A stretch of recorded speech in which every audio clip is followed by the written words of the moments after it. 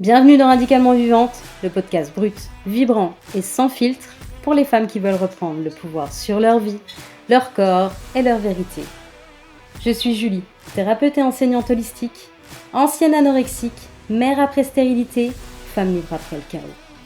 Et ici, je te parle de ce qui traverse, brûle, libère, répare, pour t'aider à reprendre le pouvoir sur ta vie. On va être honnête 2 minutes. Pourquoi tu t'épuises à vouloir sauver tout le monde ? Pourquoi tu portes les émotions de ton mec ?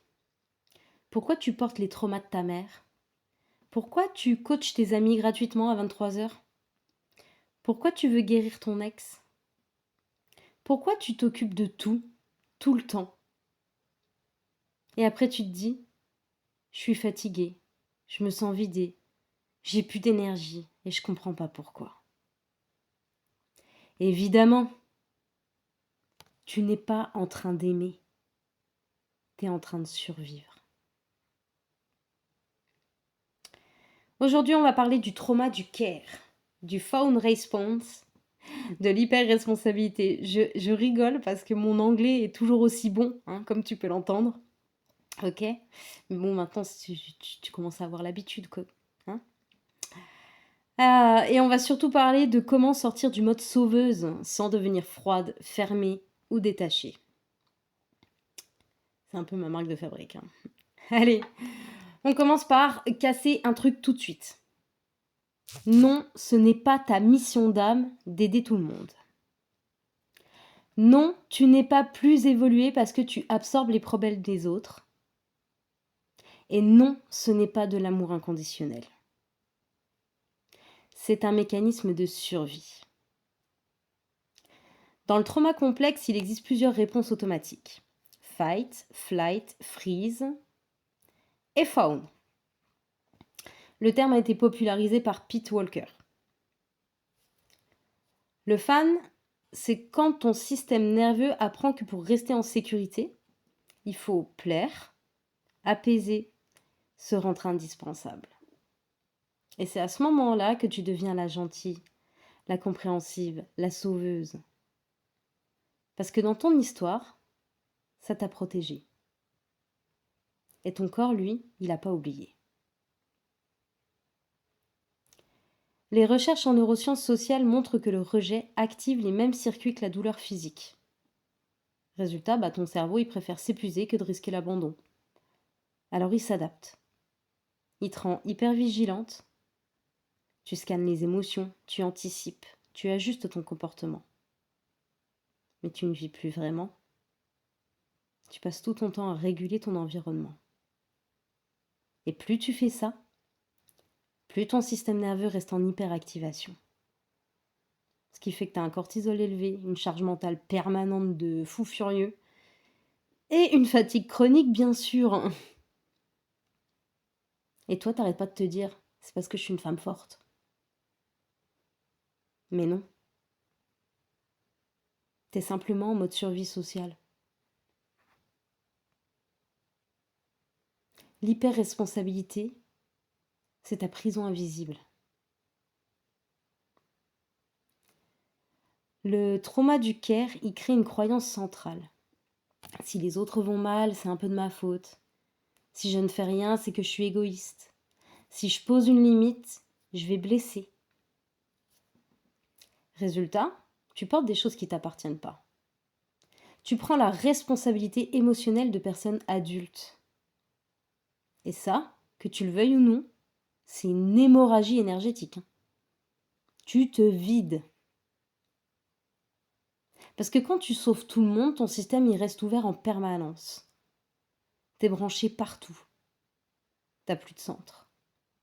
T'es en extension constante vers l'extérieur. Et là, quelque chose de très simple. L'énergie suit l'attention. Et si ton attention elle est toujours tournée vers l'autre, toi tu t'abandonnes. Quand une femme, en mode sauveuse, commence à poser des limites, son système nerveux il panique. Parce que l'identité, celle qui aide, est devenue un attachement. Si je ne sauve plus, qui je suis? Et là, on touche le vrai du sujet. C'est pas de l'altruisme. C'est une identité construite de la survie. Alors respire une seconde. Observe si ça te parle.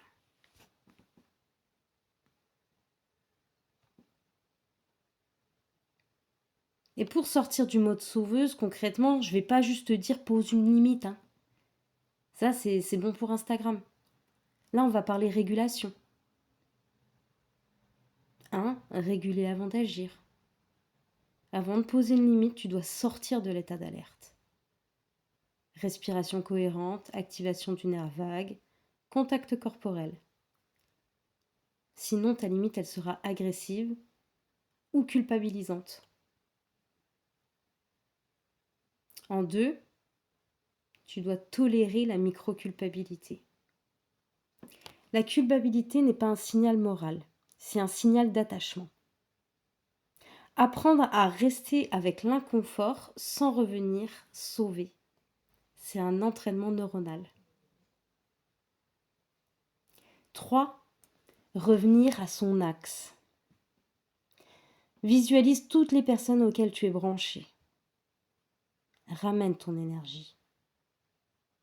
Pas en mode rituel perché, t'as pas besoin de faire des grands mouvements de fou, tu vois. En mode souveraineté. Juste, tu le fais, quoi. Et si tu sais pas, bah ça s'apprend. Et c'est exactement pour ça que j'ai créé Ancrage instantané. Parce que comprendre ton trauma, c'est bien. Mais quand ton système nerveux s'emballe en plein conflit, tu n'as pas besoin d'un concept, tu as besoin d'un protocole. Et la méthode de l'ancrage instantané, c'est un mécanisme précis.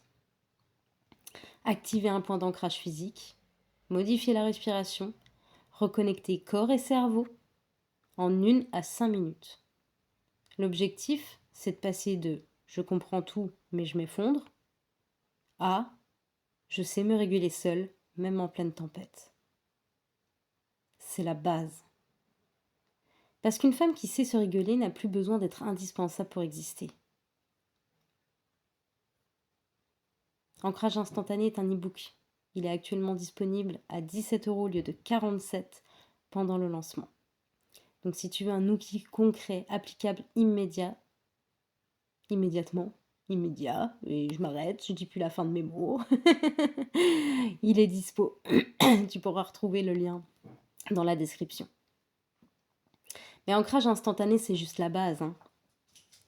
The Shift, c'est la restructuration.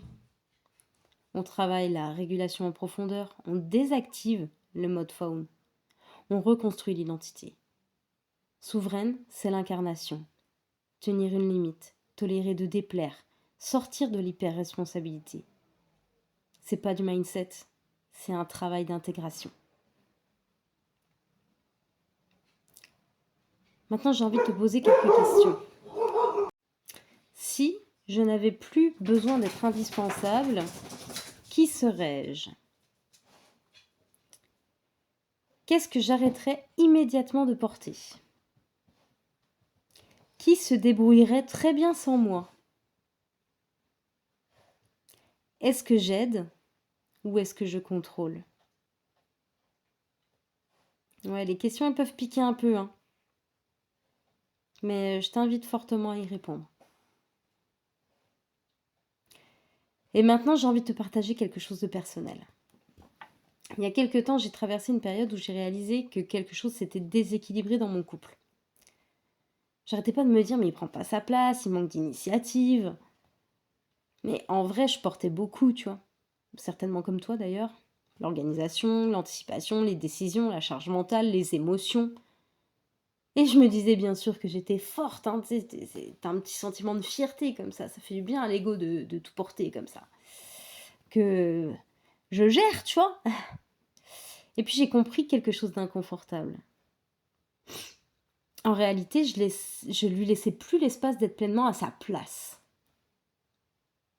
Et on ne peut pas respecter quelqu'un à qui on ne laisse aucune responsabilité réelle. À force de vouloir tout tenir, je prenais toute la place. Pas volontairement, pas consciemment, mais je contrôlais plus que je ne laissais vivre. Et quand on contrôle trop, on déséquilibre. Et c'est pas le problème de l'autre. Le problème, c'était ma posture. Et c'est inconfortable à admettre. Mais en voulant sauver, j'ai tout fait, lui et moi. Et c'est pareil avec nos enfants. Si on contrôle tout, on ne les aide pas.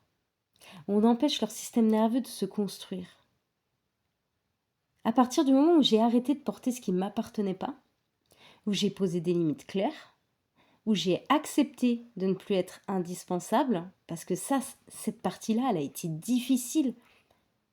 En fait, j'avais l'impression que si on n'avait plus besoin de moi, on m'oublierait, j'existerais plus. Et ça me faisait tellement peur. Donc ouais, il y a eu un gros travail d'acceptation au niveau de ça. Mais une fois que j'ai réussi, eh ben, toute la dynamique, elle a changé. Et c'est pas parce que j'ai expliqué, c'est pas parce que j'ai coaché, mais parce que j'ai rendu à l'autre sa responsabilité. Et ça, c'est de l'amour mature. Tu n'es pas indispensable. Et si quelqu'un vacille quand tu poses une limite, ce n'est peut-être pas une preuve que tu es nécessaire. C'est peut-être le signe que la dynamique n'était pas saine. Arrêter de sauver, c'est pas abandonner. C'est arrêter de contrôler sous couvert d'amour. Aimer, ce n'est pas absorber, ce n'est pas porter, ce n'est pas réparer. Aimer, c'est laisser l'autre se confronter à lui-même. Tu n'es pas né épuisé. Tu n'es pas responsable de la régulation des adultes autour de toi. Et si tu arrêtes de sauver, certains vont peut-être vaciller, mais d'autres vont grandir. Et toi, tu vas enfin respirer. Voilà, cet épisode touche à sa fin. J'espère qu'il t'a plu autant qu'à moi ça m'a plu de l'enregistrer. Si cet épisode t'a parlé, partage, like, laisse-moi un avis. Ça aide le podcast à toucher plus de monde. Et surtout, n'oublie pas, on survit par habitude, on vit par choix. Je te dis à très vite dans le prochain épisode de Radicalement Vivante.